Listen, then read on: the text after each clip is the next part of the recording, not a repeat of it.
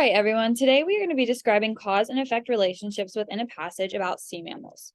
A cause and effect relationship is a relationship in which one event, the cause, makes another event happen, the effect. Determining cause and effect relationships help us understand what happened in a story as well as tells us why it happened. An easy way to identify cause and effect relationship is by saying because blank, blank.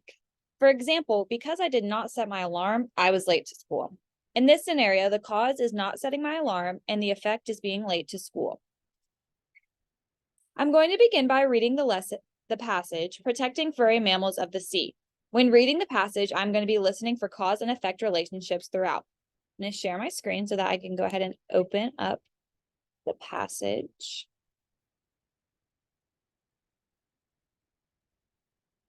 All right, let's go ahead and read it together. Seals are mammals. They spend most of their time in the ocean. Like many mammals, seals have fur. Because of their warm fur, most seals like to live in cooler waters. They also like to live in big groups called herds. But Hawaiian monk seals are different. They like to live in the warm tropical waters around the islands of Hawaii. Instead of living in large groups, they like to live alone or in small herds. Hawaiian monk seals get their names from the way they act and look. A monk is a person who lives alone or in a small group. Monks study religion. They often wear special robes with hoods. Hawaiian monk seals have wrinkles around their heads. These wrinkles make them look like they're wearing a robe. Hawaiian monk seals sleep on the beach. Females give birth and take care of their babies on the beach too. Baby seals are called pups. When Hawaiian monk seals are born, their fur is black. As they get bigger, their fur turns brown or gray, and these seals can get big. They can grow up to 7 feet long and weigh up to 600 pounds. The Hawaiian monk seal is one of the endangered seals in the world, one of the most endangered seals in the world. It may become extinct, which means they will all die. There are only about 1,200 Hawaiian monk seals left around the islands of Hawaii, so the people of Hawaii are working to protect the Hawaiian monk seal. About 100 years ago, people hunted Hawaiian monk seals for their fur. Now there are laws against hunting the seals, but other dangers are also hurting monk seals. Sometimes seal pups get caught in old fishing nets and can't get out. So people are cleaning up the old fishing gear to protect the seals. They are also cleaning up other trash from beaches. That way, Hawaiian monk seals have safe places to rest and raise their pups. All right. Just give me 1 second to get back to where I was.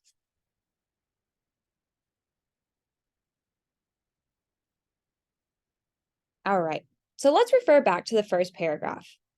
I saw a cause and effect relationship within this sentence. The sentence said, because of their warm fur, most seals like to live in cooler waters.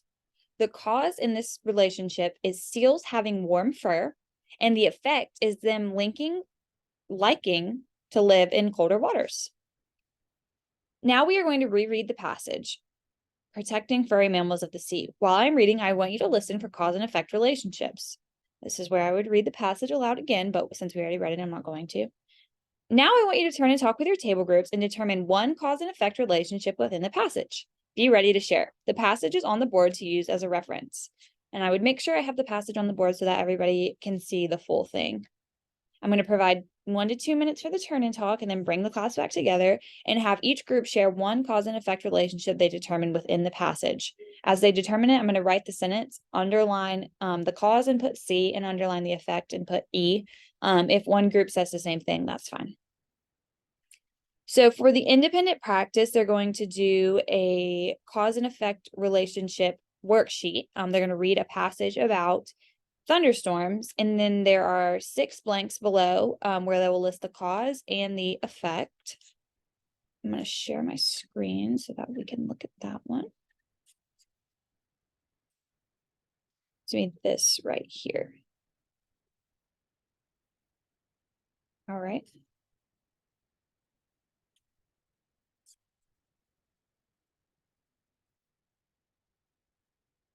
And then lastly, I'm going to give students about 20 minutes to work on that. And my closing would be, good work today, everyone. I hope this lesson can increase your confidence in determining cause and effect relationships is a crucial skill when it comes to reading comprehension, and you will use it throughout your educational career and beyond.